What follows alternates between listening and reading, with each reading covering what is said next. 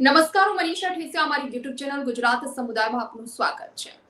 ED એક કેન્દ્રીય agency છે અને કેન્દ્રીય તપાસ એજન્સી જે મની લોન્ડરિંગ અને વિદેશી ચલણ સંબંધિત ગુનાઓની તપાસ કરે છે. અને આ ઈડીની જે કાર્યવાહી છે તે બદનામ સૌથી વધારે રાજકીય ક્ષેત્ર છે, કારણ કે રાજકીય ક્ષેત્રે વારંવાર એવા આરોપ થતા હોય છે કે ઈડીનો દુરુપયોગ કરવામાં આવી રહ્યો છે. સરકાર તરફથી કરવામાં આવી રહ્યો હોય, કોઈ પક્ષ તરફથી કરવામાં આવી રહ્યો હોય કે કોઈ વ્યક્તિ તરફથી કરવામાં આવી રહ્યો હોય. આ રીતે ઈડીના દુરુપયોગની ચર્ચાઓ ભૂતકાળમાં પણ ઘણી બધી વખત થઈ છે. અત્યારે વર્તમાનમાં પણ આ જ સ્થિતિ ચાલુ છે કે કોઈ જગ્યાએ જ્યારે રેડ પાડવામાં આવે છે ત્યારે કોઈ મની લોન્ડરિંગનો કેસ કે વિદેશી ચલણ સંબંધિત ગુનાઓનો કેસ નથી હોતો અને છતાં પણ ઈડી દ્વારા એન તેન પ્રકારે કોઈ કંપનીઓને, કોઈ વ્યક્તિઓને હેરાન કરવામાં આવતા હોય છે, તેની ઊંડાણપૂર્વક તપાસ કરવામાં આવતી હોય છે અને તે સમયે એવા આરોપ લાગતા હોય છે કે ઈડીનો દુરુપયોગ કરી કોઈ વ્યક્તિ, કોઈ કંપની, કોઈ સંસ્થાઓને દબાવવાનો પ્રયાસ કરવામાં આવતો હોય છે. આજે આપણે આ મુદ્દા પર ચર્ચા કરીશું કે ઈડીના દુરુપયોગની સ્થિતિ શું છે, તેને લઈ આવા આક્ષેપો કેમ કરવામાં આવે છે. ચર્ચામાં અમારી સાથે જોડાઈ ગયા છે આલાભાઈ જામ જોડાયા છે, જે સામાજિક કાર્યકર છે, પિયુષભાઈ પરમાર જોડાયા છે, ઓબીસી પ્રમુખ છે આમ આદમી પાર્ટીના, અને રાહુલભાઈ શર્મા જોડાયા છે, જે રાજકીય વિશ્લેષક છે. તમામ લોકોનું સ્વાગત છે ગુજરાત સમુદાયમાં. આલાભાઈ, સૌથી પહેલો સવાલ આપને, એક સામાજિક કાર્યકર્તા તરીકે તમને શું લાગે છે ઈડીના દુરુપયોગ, ઈડીની કાર્યવાહી પર વારંવાર સવાલ ઉઠે છે, ઈડીની કાર્યવાહી વારંવાર શંકાના દાયરામાં હોય છે અને આંગળી ઉઠાવવામાં આવતી હોય છે. ખરેખર ઈડીએ જે કામગીરી કરવી જોઈએ કરે છે કે કોઈ દબાણવશ કામગીરી થતી હોય છે, કે શું સ્થિતિ છે આપના મતે? તમને શું લાગે છે? પહેલા તો નમસ્કાર, ખૂબ ખૂબ આભાર તમારો ગુજરાત સમુદાય ટીમનો, તમે અમને આમંત્રણ આપ્યું. ઈડી ની વાત કરીએ તો આપણે અવારનવાર જોઈએ છીએ કે ખોટા કેસો કરી, રાજકીય દ્વેષ રાખી અને રાજકારણીઓની અંદર કરવામાં આવે છે. હમણાં જ લેટેસ્ટ 3-4 દિવસ પહેલા મેં ન્યૂઝમાં વાંચ્યું હતું, સુપ્રીમ કોર્ટના ન્યાયાધીશે પણ એક ટિપ્પણી કરી હતી કે ઈડીના કેસ વધારે પડતા ખોટા હોય છે. તો આ ખરેખર એક જોઈએ તો રાજકીય કિનાખોરી ગણાય અને ઘણા કેસો આપણે તો જોયા, લગભગ 90% થી વધારે કેસો પર સાબિત નથી થતા. તો એનો અર્થ શું? મને તો નથી સમજાતું. આ ઈડી એક આમ કહીને તો દેશી ભાષામાં પોપટ જેવું કામ કરે છે. જે સરકાર છે કેન્દ્રમાં એનું કામ કરે છે, મને એવું લાગે છે. બિલકુલ બિલકુલ. પિયુષભાઈ, તમને શું લાગે છે કે ઓબીસી સેલ પ્રમુખ તરીકે તમે આમ આદમી પાર્ટીમાં કાર્યરત છો, તમારા મતે ઓબીસી ની કાર્યવાહીને લઈ આપનું શું કહેવું છે?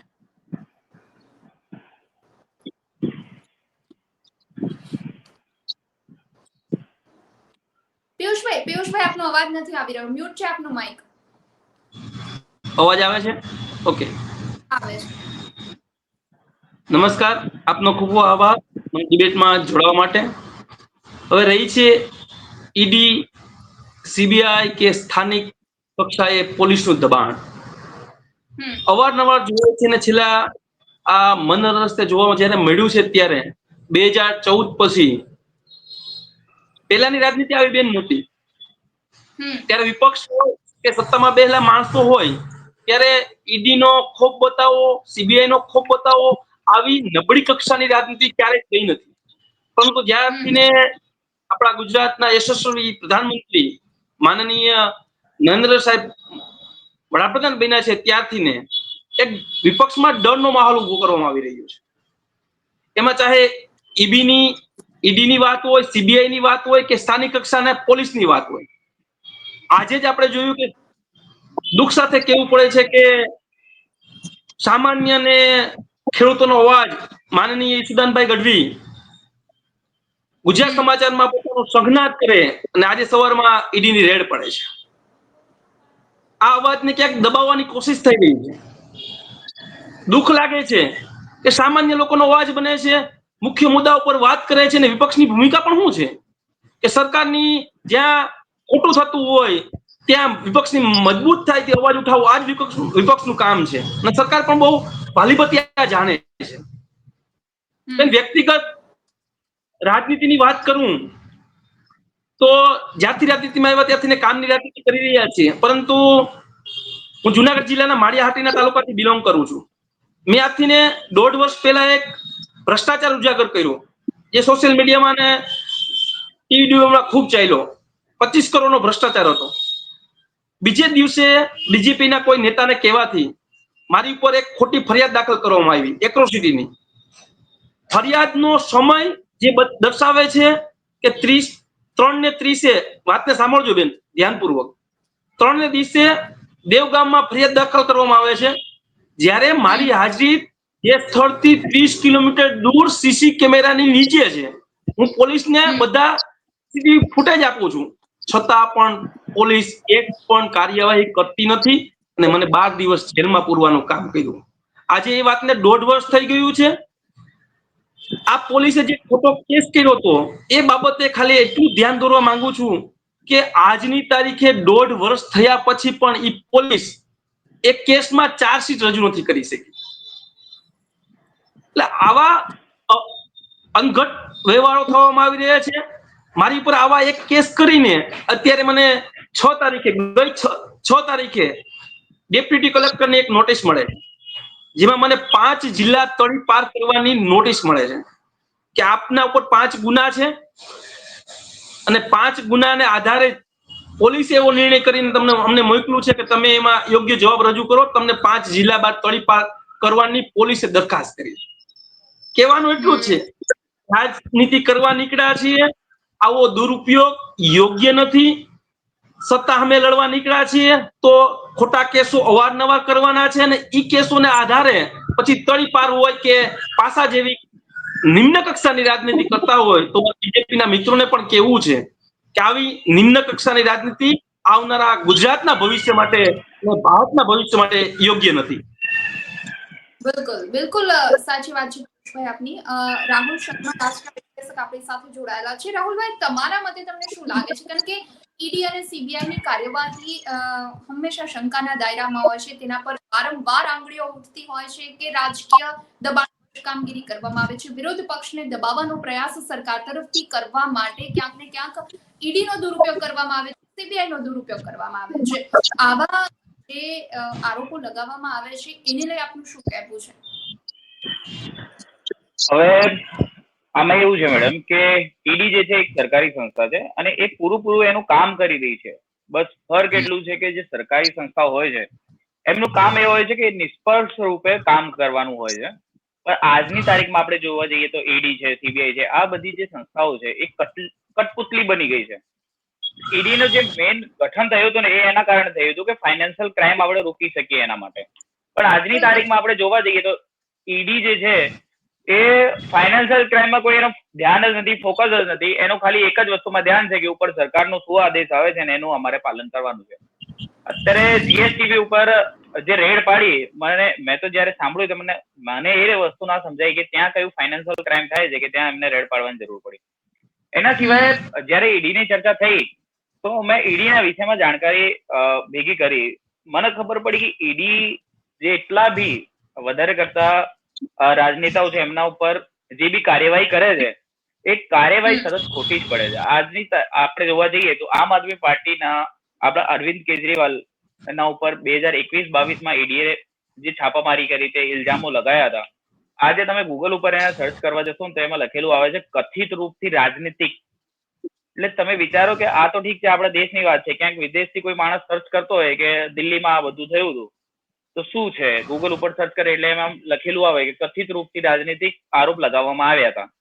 એટલે આપણી દેશની જે આબરૂ છે એ ક્યાં પહોંચે છે કે આજના તારીખમાં સરકાર જે છે એ પોતાને બચાવવા માટે કાં તો ચલાવવા માટે ઈડી, સીબીઆઈ જેવી જે સરકારી એજન્સીઓ છે એમનો દુરુપયોગ કરી રહી છે. અને મારું માનવું એવું છે કે જયારે દિલ્હીમાં ચુનાવ થયા હતા, અરવિંદ કેજરીવાલજી ઉપર જયારે ઇલ્ઝામ લાગ્યા હતા ત્યારે હું નામ નથી લેતો પણ બીજેપી નેતાઓ જે હતા એમને એમ કીધું હતું કે અમે માનીએ કે એને કશું ના કર્યું, પણ કશું ના કર્યું હોત તો ઇલ્ઝામ ના આવ્યું હોત. તો આજની જે વાત છે કે ઈડીની જે કાર્યવાહી છે એ શંકાસ્પદ થાય છે તો એમ કહું છું કે એ નિષ્પક્ષ છે, પણ શંકાસ્પદ થાય એટલે કંઈક ને તો છે જ, કંઈક ના હોય તો શંકાસ્પદ એમની કાર્યવાહી થાય જ નહીં. એટલે આજની તારીખમાં જે છે ઈડી, સીબીઆઈ જેવી મોટી મોટી સંસ્થાઓ છે એ ખાલી એક જ વસ્તુ બની ગઈ છે, જે સેન્ટરમાં સરકાર છે એની કઠપુતલી બની ગઈ છે. અને એક જ વસ્તુ જોઈએ છે, વિપક્ષમાં જે નેતાઓ છે એમને કેવી રીતે પાડવા, એમની છબી કેવી રીતે ખરાબ કરવી, મેઇન ફોકસ એમનો એ જ છે. અને એમનું જે મેઇન પ્રોપર કામ છે, જે કામ માટે બનાવી હતી, એ કામ તો એમને હવે કરવાનું જ નથી. એમને ખાલી એક ચાટુકારિતા જ કરવાની છે કે ઉપરથી જે આદેશ આવે, ઓર્ડર આવે, એમને પૂરેપૂરું કરવાનું છે. બીજી કોઈ વસ્તુમાં એમનો ફોકસ જ નથી. બિલકુલ રાહુલભાઈએ વાત કરી કે ઈડીની કાર્યવાહી નિષ્પક્ષ હોઈ શકે, પરંતુ એની કાર્યવાહી ચોક્કસ શંકાના દાયરામાં છે. અલભાઈ, બધી જગ્યાએ આવું ઘણા બધા વિભાગમાં આવું થયેલું છે, ઘણા બધા વ્યક્તિ સાથે આવું થયેલું છે. પરંતુ એક્ઝામ્પલ તરીકે જીએસટીવીમાં જે આ બીજી વખત રેડ છે, ઈસુદાન ગઢવીનો જે શંખનાદ કાર્યક્રમ થયો અને ત્યાર પછીની આ બીજી રેડ, શું લાગે છે કે ઈસુદાન ગઢવી જે રીતે ખેડૂતોના મુદ્દાઓ ઉઠાવી રહ્યા છે, વિપક્ષ નેતા તરીકે જે સરકારની સામે જે લડત આપવી જોઈએ એ આપી રહ્યા છે, અને એક મીડિયાના પ્લેટફોર્મ પરથી એ જે મુદ્દાઓ ઉઠાવે છે એનો અવાજ ક્યાંક દબાવવાની કોશિશ થતી હોય એવું લાગે છે. બિલકુલ, મનીષાબેન, આમાં ચોખ્ખું દેખાય છે. કારણ કે અત્યારે ગુજરાતમાં, આખા દેશમાં કે ગુજરાતમાં કોઈ પત્રકાર રીતે ખુલ્લી રીતે અવાજ ઉઠાવશે તો એમાં ગણ્યા ગાંઠ્યા નામ છે કે આપણા ગુજરાતના ઈસુદાન ગઢવી છે, જે ખેડૂતો માટે, ગરીબો માટે, વંચિતો માટે અવારનવાર જોરદાર બુલંદ ઉઠાવે છે. પણ એને દબાવવા માટે એની જે ચેનલમાં જીએસટીવી માટે શંખનાદનો કાર્યક્રમ, ત્યાં ઉપર આજે બીજી વાર રેડ પાડી. તો શું એકવાર પહેલી વાર રેડ પડી ત્યારે તો બીજી વાર શું કામ રેડ પાડી? આ લોકો ખરેખર ખોટું કરે છે. જે કરવું જોઈએ, ખરેખર જે કરવું જોઈએ, 3 દિવસ પહેલા આપણે જે યુદ્ધ વિરામ થયું, સીઝ ફાયર, ત્યારે આપણે મધ્યપ્રદેશના વિજય શાહ કરીને મંત્રી છે, એ એવું નિવેદન આપે છે આપણા માન્ય કર્નલ સોફિયા કુરેશીના નામ ઉપર, એ આતંકવાદીના બેન. અરે શરમ કરો, શરમ. ભાજપ વાળાઓ, એ આતંકવાદીના બેન નથી, અમારા બેન છે, ભારત દેશના દીકરી છે, ભારત દેશના બેન છે.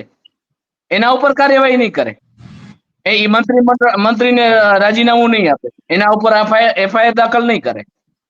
અને અહીંયા જયારે સત્યનો અવાજ ઉઠાવે છે ઈસુદાનભાઈ ગઢવી જીએસટીવીમાં શંખનાદ કાર્યક્રમ, તો ત્યાં ઈડીની રેડ. રાજકોટનું બનાવ બન્યું હમણાં 2-3 દિવસ પહેલા કે વોટ્સએપમાં એ લોકોએ કાઉન્સિલર છે બીજેપીના રાજકોટના, એને એવું કીધું કે 240 સીટમાં તો એટલું જ યુદ્ધ હોય.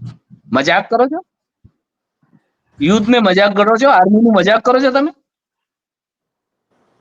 વડોદરામાં એક બેને એફબીમાં પોસ્ટ કર્યું કે 240માં આટલું જ યુદ્ધ હોય, 400 જોઈએ. શું છે આ? આવી મજાક કરવાની? આપણી આર્મીની મજાક કરવાની? આપણી આર્મીને ખાલી 2-3 દિવસ છૂટ આપી હોય ને મનીષાબેન, તો આ પીઓકે શું, આ પાકિસ્તાનના 4 ટુકડા થાત, 4. આપણે અત્યારે એક ઠીક ચડે છે, કરવાનું નથી કરવું, ના કરવાનું કરવું છે. ઘણા કામ છે કરવા જેવા, એ કરવા નથી. ઈડીને લઈને ઉભા રહી જાવ. શું સુપ્રીમ કોર્ટના ન્યાયાધીશ આપણા એમ કે છે કે નહીં, ઈડીનો કઈ સાબિત થતું નથી, તો એક દ્વેષ ભાવના હોય છે. તો આવું જ કરવાનું. બિલકુલ આલાભાઈએ જે રીતે વાત કરી કે ક્યાંક ને ક્યાંક અવાજ ચોક્કસ દબાવવાની કોશિશ થઈ રહી છે, પત્રકારોનો અવાજ પણ ક્યાંક દબાવવાની કોશિશ થતી હોય છે. પિયુષભાઈ, શું લાગે છે કે ઈડીએ જે પણ કાર્યવાહી કરી હોય છે એ અલગ અલગ જે જુદી જુદી કાર્યવાહીના ક્યારેક પરિણામો જાહેર નથી કરવામાં આવતા, તો એનો સીધો જ અર્થ એવો થઈ શકે કે શાસક પક્ષને મની લોન્ડરિંગમાં ઇન્ટરેસ્ટ નથી, આ સિવાયનો કોઈ એમનો વે હોઈ શકે? બેન, ઈડી નામે ખાલી વિપક્ષને નહીં, પરંતુ જે વેપારી વર્ગ છે એને, સામાન્ય લોકોને પણ બીજેપી દબાવી રહી છે. બીજેપી નો અત્યારે માત્ર ઉદ્દેશ્ય એવું છે કે આ દેશમાં તાનાશાહી સ્થાપવામાં આવે અને તાનાશાહી દબાવી અને રાજનીતિ પર, સત્તા ઉપર કેમ ટકી રહીએ, આ એનો ઉદ્દેશ્ય હોય એવું મને વ્યક્તિગત લાગી રહ્યું છે. બીજી વાત કે ઈડી ની તપાસો જ્યાં વિપક્ષના નેતા હોય ત્યાં જ કેમ થાય છે? બીજેપીમાં જે આવી જાય છે, બીજેપી જેની પર આરોપો મારે છે, એ નેતાઓ બીજે દિવસે બીજેપીમાં આવી જાય તો એની તપાસો એમને બંધ થઈ જાય છે. ત્રીજી વસ્તુ કે ગુજરાત સમાચારથી માંડીને દિલ્હીના અરવિંદ કેજરીવાલજીની વાત લઈ લ્યો કે રાહુલ ગાંધીને પણ ઈડીની નોટિસ ફલાણું ઢીકણું પૂછું ઘણું બધું કરે છે, ત્યારે મારો સીધો ગુજરાતને લગતો સવાલ છે કે ગુજરાતમાં છેલ્લું કાંડ ગેમ ઝોન કાંડ બન્યું, એમાં જે અધિકારીઓ સામેલ છે એની પાસે કરોડો રૂપિયાની પ્રોપર્ટીઓ છે, ક્યાં ઈડીની રેડ ગઈ છે, ક્યાં ઈડીએ તપાસ કરી છે? કારણ કે એમાં બીજેપીના નેતાઓની પણ નીચે મિલીભગતો છે, એટલે ન્યા રેડ નહીં જાય. પરંતુ આ લોકોનો સરકારનો અત્યારે ઉદ્દેશ્ય માત્ર એવું જ હોય કે દબાવો, જેટલું દબાય એટલું દબાવી અને જેટલું બની શકે એટલું ગુજરાતમાં જે અન્યાય થઈ રહ્યો છે, ભારત દેશમાં જે અન્યાય થઈ રહ્યો છે એ બહાર ન આવે અને સત્તા ઉપર કેમ ટકી રહીએ, આ ઉદ્દેશ્યથી ઈડી અને સીબીઆઈ નો દુરુપયોગ થઈ રહ્યો છે. ઈડી અને સીબીઆઈ નહીં, સ્થાનિક લેવલે નાના માણસોને દબાવવા માટે પોલીસનો પણ એટલો જ દુરુપયોગ થઈ રહ્યો છે. બિલકુલ, એટલે દુરુપયોગ સરકાર તરફથી કરવામાં આવી રહ્યો હોવાનું તમામ લોકોનું માનવું છે. રાહુલજી, શું માનવું છે કે ખાસ કરી કેટલાક કિસ્સાઓમાં એવું બને કે શાસક પક્ષ વિરુદ્ધ કાર્યવાહી થઈ હોઈ શકે, પરંતુ પાછળથી બધું જ આટોપી લેવામાં આવતું હોય છે, બધું જ વિટોળી લેવામાં આવતું હોય છે, કશું જ બહાર નથી આવતું, એનો મતલબ શું હોય શકે? આમાં એક સ્પષ્ટ વસ્તુ છે મેડમ કે આજની તારીખમાં જે સરકાર છે એ જે જૂના જમાનાની મશહૂર કહાવત છે કે સામ દામ દંડ ભેદ, એવી રીતે કામ કરી રહી છે કે તમે માની જાઓ તો ઠીક છે, નકર અમે દંડ અને ભેદ બંને વસ્તુનો ઉપયોગ કરીને તમારી આબરૂની છબીને બગાડીશું, પબ્લિકમાં તમારો ખોટો મેસેજ પાડીશું, અને ખોટો મેસેજ પાડ્યા પછી કોઈ સબૂત ના હોય, કોઈ પુરાવો ના હોય, એટલે એમની પાસે બીજો કોઈ ઓપ્શન રહેતું નથી કે પાછળથી બધું વાળી લે. કાં તો બીજી વસ્તુ એવી થાય કે કોઈ સબૂત કાં તો ડોક્યુમેન્ટ મળી જાય, એના પછી જે નેતા છે જેના ઉપર બી કાર્યવાહી થતી હોય એ કદાચ ક્યાંક ખોટો હોય કે કોઈ વસ્તુ હોય, એને એમ કહેવામાં આવે કે ભાઈ તું પાર્ટી ચેન્જ કરી લે એટલે તારું જે બી છે એ વળતર પૂરું થઈ જશે. આજની તારીખમાં આ વસ્તુ બહુ ફેમસ થઈ છે કે કોઈ પણ ગુનેગાર ગુનો કરે એના પછી એ પાર્ટી ચેન્જ કરે એટલે એનો જે ગુનો છે સમાપ્ત થઈ જાય છે. અને જે નોર્મલ જનતા છે, જનરલી પબ્લિક છે, એને બી આ વસ્તુ ખબર પડે છે કે આ થઈ રહ્યું છે, આ સરકારી કામગીરી ઉપર થઈ રહ્યું છે, સરકારના કહેવા ઉપર થઈ રહ્યું છે, કોઈ પ્રોપર કામ થઈ નથી રહ્યું. પણ આમાં કહેવાય ને કે જે મીડિયાનો પાવર છે આજની તારીખમાં વધારે કરતા સરકારના કંટ્રોલમાં છે, એટલે જ્યાં સુધી મીડિયાનો પાવર બહાર નહીં આવે ત્યાં સુધી નોર્મલ પબ્લિક જાગવાની નથી, અને આમ જનતા જ્યાં સુધી જાગવાની નથી ત્યાં સુધી આ બધી વસ્તુઓ બંધ થવાની નથી. કેમ કે જે માણસ ઉપર કાર્યવાહી થતી હોય અને ઉલ્લંઘન કરીને બધી વસ્તુનો કાર્યવાહી થતી હોય, એ માણસ ક્યાં સુધી લડી શકે છે આટલી મોટી સરકાર સામે? એટલે કહેવાની મેઇન વસ્તુ એ છે કે જ્યાં સુધી આમ પબ્લિકને ખબર ના પડે કે આ બધી પ્રોપર ખોટી જ વસ્તુ થઈ રહી છે, ત્યાં સુધી કોઈ પણ આવી ઘટનાઓ બંધ થવાની નથી, અને આ ચાલુ જ રહેવાની છે. અને સરકાર દ્વારા આ કરવામાં જ આવશે, આ નક્કી જ છે. કેમ કે સરકારને જે છે એ સૌથી મોટો વીક છે, એમની સરકાર જતી ના રહે એનો વીક છે. કેમ કે એમ કહેવામાં આવે છે કે જ્યાં એકવાર આ સરકાર જતી રહી તો બીજી વાર આવું બહુ મુશ્કેલ છે. એટલે મને એવું લાગે છે કે આ સરકારને હદથી વધારે બીક છે, એના કારણે બીજી કોઈ સરકારે આવી ઘટનાઓ આ બધી વસ્તુઓ ના કરી, પણ આ સરકાર કરી રહી છે. એનો મતલબ એક જ છે કે આ સરકારને જે છે ખુરશીથી વધારે જ પ્રેમ છે, એટલે એમને ખુરશી જોઈએ, કઈ પણ કરી લે, સામ દામ દંડ ભેદ કરીને એમને ખુરશી જોઈએ એટલે જોઈએ જ. કોઈની છબી ખરાબ કરે, કોઈ રાજનેતાનું કરિયર ખરાબ કરે, કાં તો કોઈ પણ એજન્સીનો દુરુપયોગ કરે, કઈ પણ કરે, પણ અમારે ખુરશી છોડવી નથી. મેઇન વસ્તુ એ છે. બિલકુલ, એટલે ખુરશી ન છોડવા માટે કઈ પણ શાસક પક્ષ ગતકડા કરી શકે. આલાભાઈ, શું લાગે છે કે સરકારમાં જે કંઈ ખોટું થઈ રહ્યું છે, જે અત્યારે ચાલી રહ્યું છે, એ મામલે એક તો વિપક્ષ અવાજ ઉઠાવે છે, બીજા પત્રકારો, મીડિયા અવાજ ઉઠાવે છે. હવે વિપક્ષનો અવાજ પણ આ જ રીતે દબાવવાની કોશિશ થતી હોવાના આરોપ સરકાર પર લાગે છે, ઈડી થ્રુ કે સીબીઆઈ થ્રુ. હવે લાગે છે કે ક્યાંક આ જ માધ્યમથી સરકાર મીડિયા સુધી પહોંચી રહી છે, એટલે મીડિયાનો કે પત્રકારોનો પણ અવાજ દબાવવાની કોશિશ થઈ રહી છે. બિલકુલ મનીષાબેન, અત્યારે વિપક્ષ તો અવાજ ઉઠાવે, પણ વિપક્ષ છે ક્યાં ગુજરાતમાં?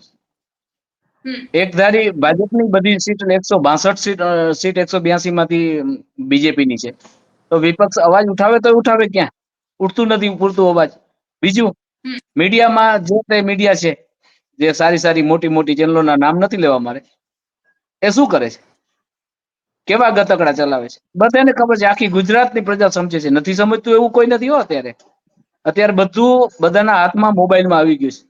એક સમય હતો ત્યારે જયારે માણસને સમાચાર પહોંચતા વાર લાગી જતી હતી. અત્યારે તો ઓન ધ સ્પોટ બધાને ખબર પડી જાય છે કે શું ચાલી રહ્યું છે દેશમાં, શું ચાલી રહ્યું છે મહીસાગરમાં. મહીસાગરમાં નળ સે જલ યોજનામાં બહુ મોટું ભ્રષ્ટાચારના આક્ષેપો થાય છે.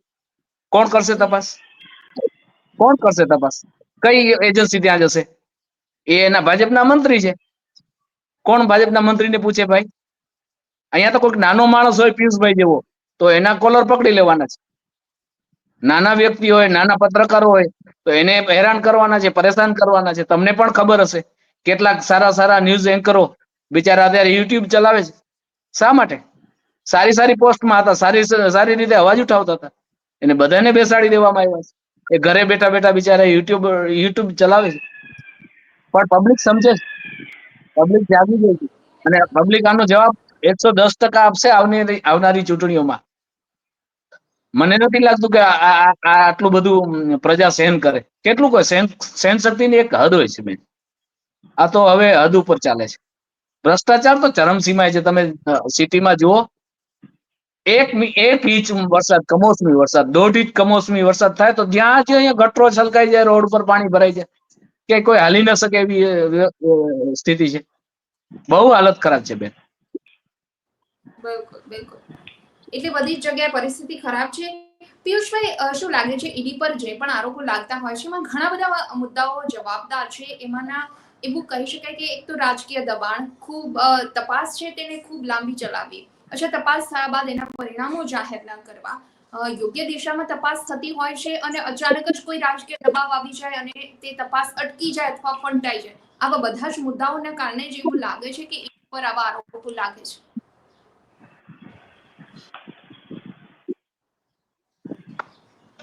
મ્યુટ છે પિયુષભાઈ.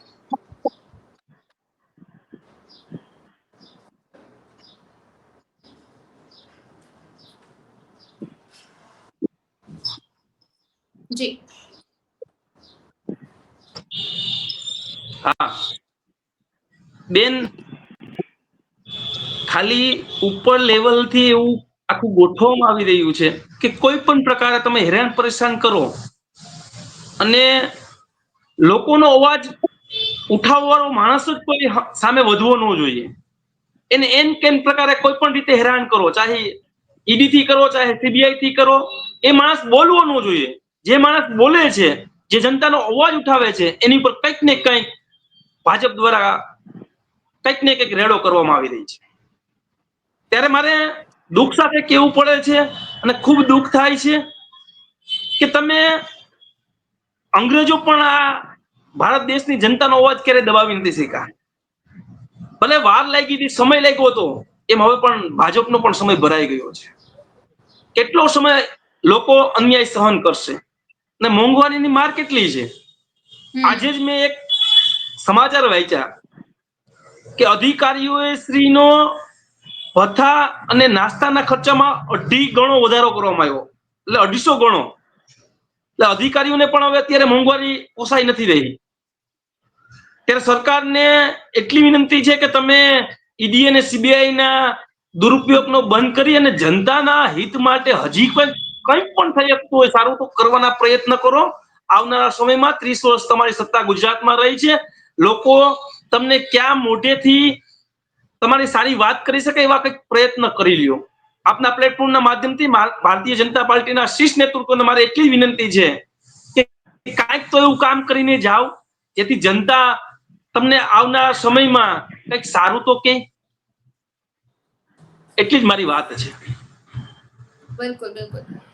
રાહુલજી, શું લાગે છે કે સુપ્રીમ કોર્ટ પણ વારંવાર ઈડીને કહેતું હોય છે કે એના દાયરામાં રહી અને ઈડી યોગ્ય કાર્યવાહી તપાસ કરે, પરંતુ ઈડી, સીબીઆઈ જેવી જે તપાસ એજન્સીઓ છે, જે સરકારી એજન્સીઓ છે, એ ક્યાંક ને ક્યાંક સત્તા પક્ષની મુઠ્ઠીમાં હોય એવું લાગે છે. કઠપૂતળીની જેમ તેમને નચાવ, કારણ કે એક કે એટલી કાર્યવાહી થાય, કે ત્યારે શરૂ થાય, એમના આદેશ પ્રમાણે કાર્યવાહી વચ્ચેથી અટકી પણ શકે અને પરિણામો પણ ક્યારેક એવું બને છે કે એમના કહેવા પ્રમાણેના પરિણામો ઈડી દ્વારા જાહેર કરાય છે.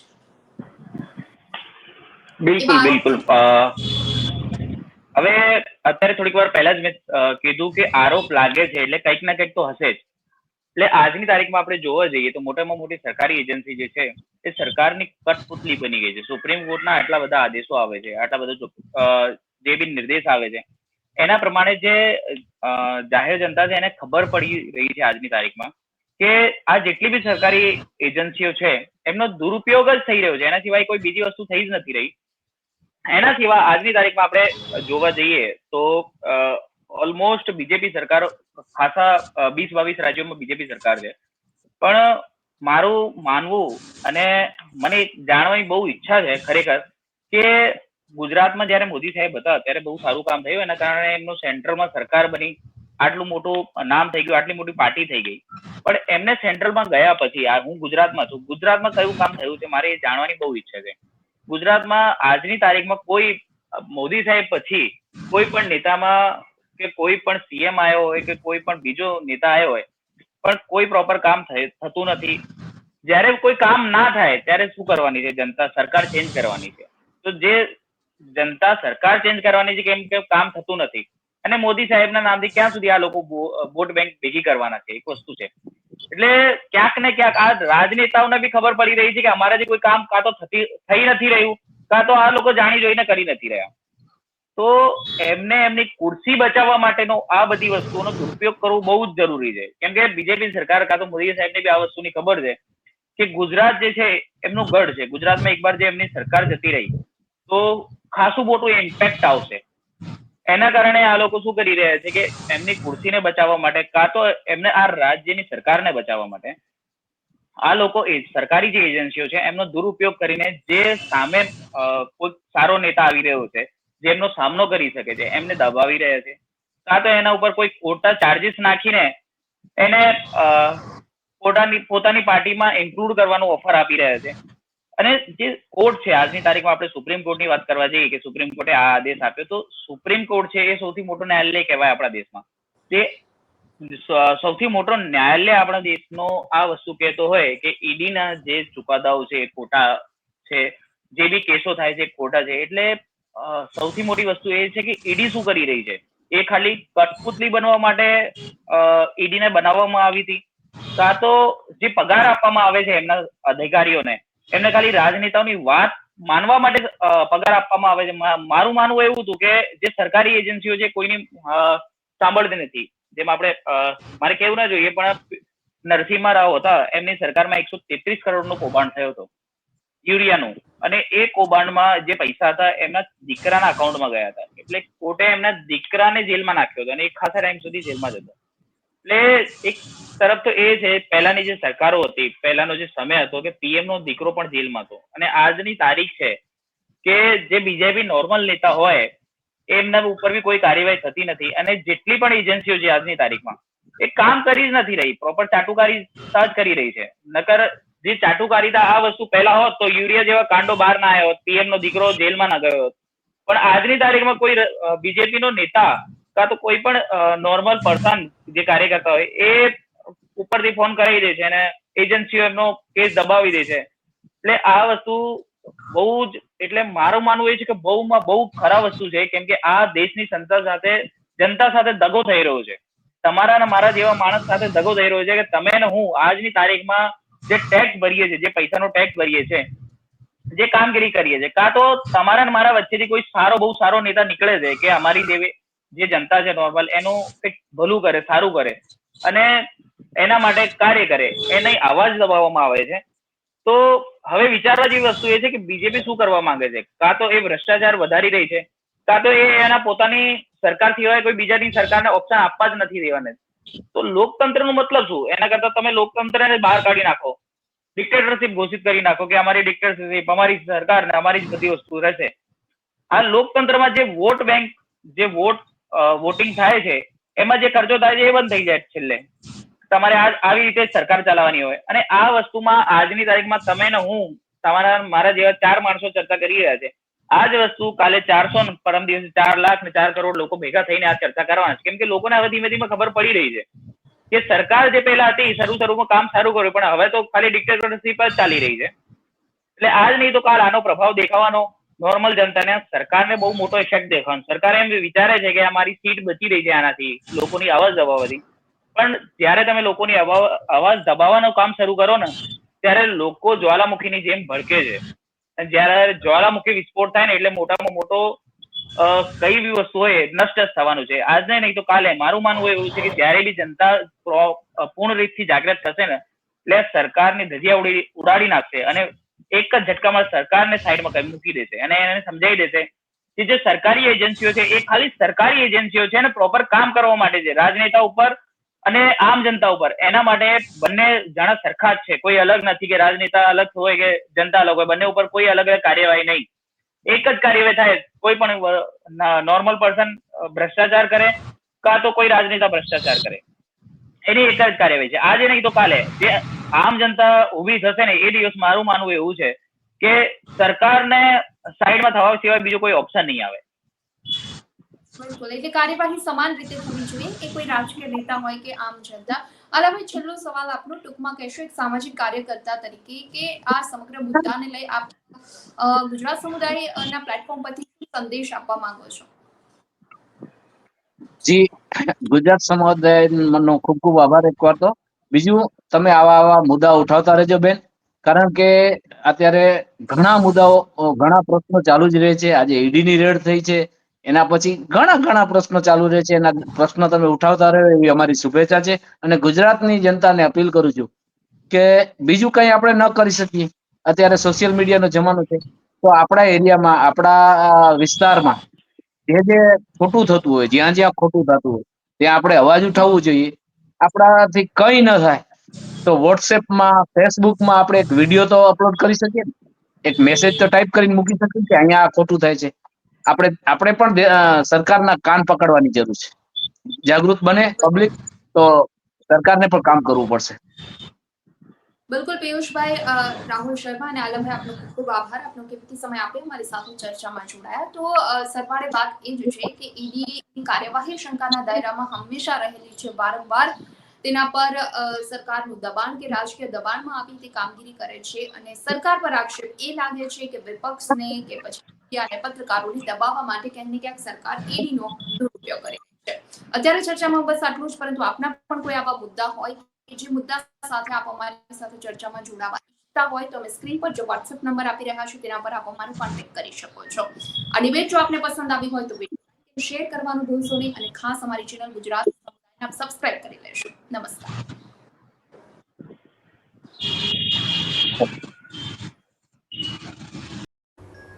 વિડીયો પસંદ આવ્યો હોય તો લાઈક અને શેર કરવાનું ભૂલશો નહીં અને ખાસ અમારી ચેનલ ગુજરાત સમુદાયને આપ સબસ્ક્રાઇબ કરી લેશો. આવતીકાલે કોઈ નવા ટોપિક પર ચર્ચા કરીશું.